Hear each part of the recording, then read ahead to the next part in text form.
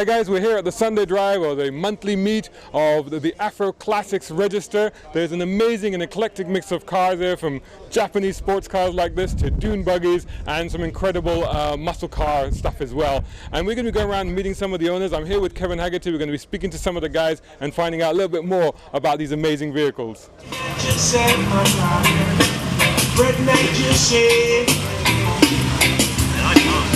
Remember the seed you sowed. We met about 3 years ago, Ray, and you said yes, you'd like a club to develop, an Afro Classics car club. Now look at this, it's amazing. What do you think? How's it developing? Brilliantly. Yeah, we've got a good amount of members now, probably about 50, 55 members, and it's growing all the time. Yeah, so I'm quite happy. Gary, I know you're involved in a lot of the organisation and development. Are you happy? Never happy, Kevin. All right. Never happy. Tell us why. Well, we know cars have always been a part of our community, and we know there's a lot more people of African and Caribbean descent out there with cars, and we would like to pull the family together so we can get more involved in social enterprises, supporting young children through their proms, for example, taking elderly people to church, maybe once a year as a treat. And so the club's about a lot more than just cars. It's about us as adults taking on our social responsibility. I would agree. I mean, that sounds quite serious, but it is actually quite true. And the other great thing about when you come to an event like this is there's lots of music and lots of really great food. So we're looking forward to talking to people, enjoying their lovely cars, and I'm looking forward to a good day. Thank you. Cheers. Thank you. Right.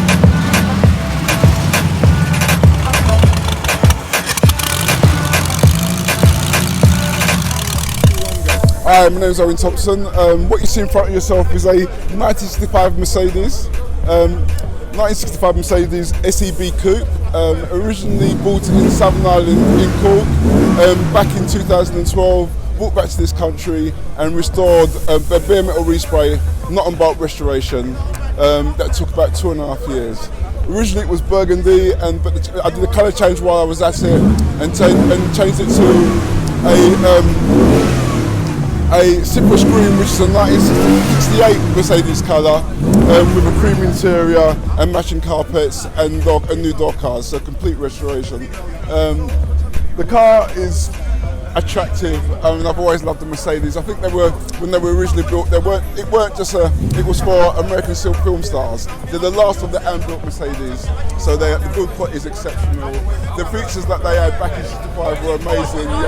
You had power steering, you had fuel injection, you had electronic windows, so the spec was way above its time, and that still lasts. It's still an incredibly smooth drive, and it cruises beautifully as well. Yeah, good afternoon chaps, hi ladies and gentlemen, kids, yo, across the world, Jamaica, you know what I mean, USA, England. Yeah, my name's Lennox Alfonso Willoughby, known as Madman Lenny, or Lenny the Bassman, because I love the sound system and thing, you know, in my cars. But right now, this car is I'm quoting the Mark 1, 1963, one of the very original first one, a pre-cross flow model. Everything on the outside looks fantastic, but everything on the inside is not normal. So everything about the car is new. Engine, gearboxes, everything, back axle, you know, it's all different. But yeah, I love the car. It was my first car when I was 18, many moons ago, 40 odd years ago. So obviously I got my first car and my second and my third car that I bought, because I love my cars. It keeps me young. I'll be 65 next year, but I look like 21 and feel like 19. Yeah, my name is Horace, and what it is, right, I've got a Triumph Stag, a 3 litre, right, I've done it up from since about 14 years ago. It was a car of my dream, right, a car ever since I saw when I was a teenager, I always wanted to have, right, and I done it up as you see, and it's just really just a labour of love, you know, it's just like part of the family. Sort of thing, but I enjoy driving it, and I don't let it sit in the garage after spending all that money on it. But no, I do get to use it, and it's nice, obviously, to come and see so much gathering and so much other nice cars around. Right, so my name is Clive Brown, and this is my Jensen Interceptor, 1972. I've had it for about 34 years, and there's much to tell you about this car. It used to be my everyday car, and until petrol became so expensive that the car just got put in the corner of the garage and was left there for quite some time. When I first bought this car, it was black, and then I changed it to the red that it is at the moment. I've done so much work on it in the bodywork, and then I've changed the color, and this color on it is a 2002 BMW color, but I think it's such a lovely color. It sets the car off nicely.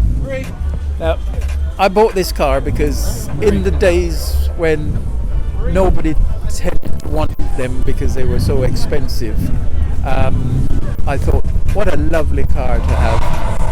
Most of the black boys used to run around in these, and it's just stayed with me all that time, and it's just a beautiful car to have.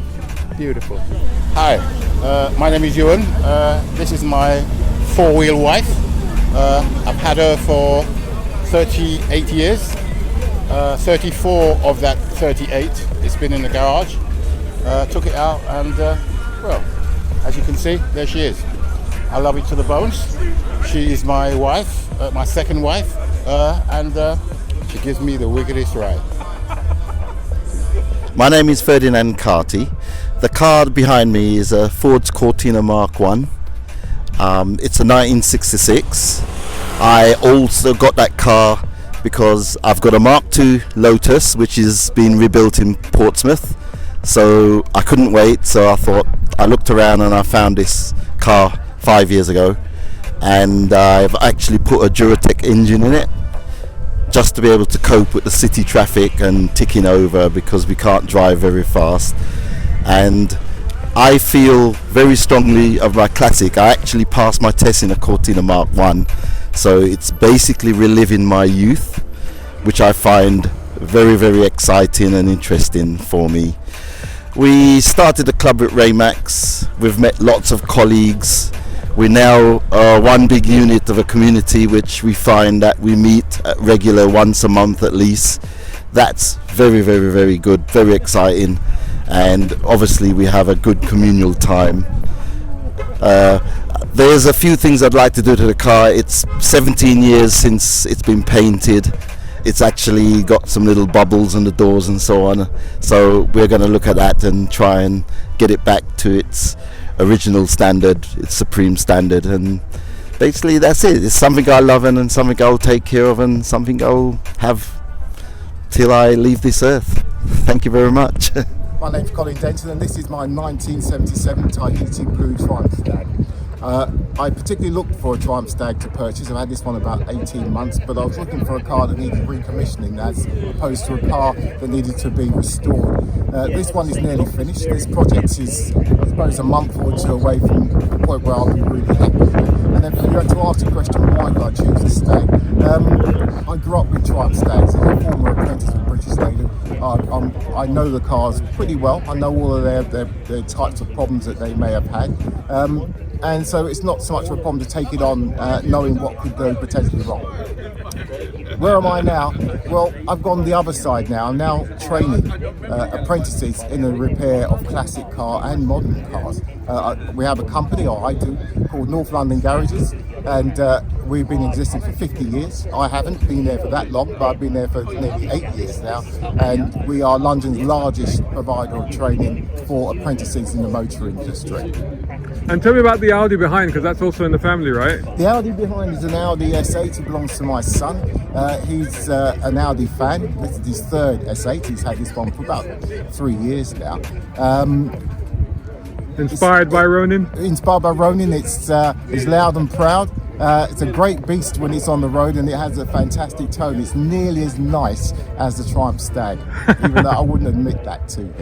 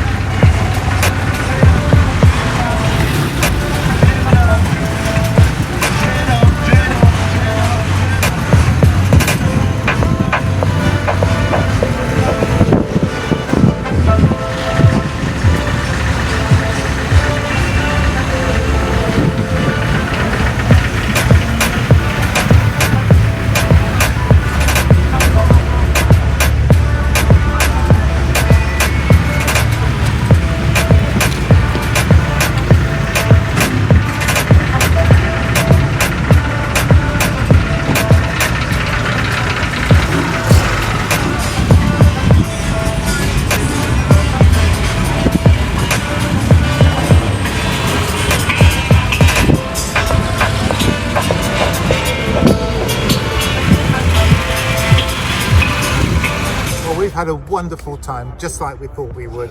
There's just a great collection of cars here and a fantastic atmosphere.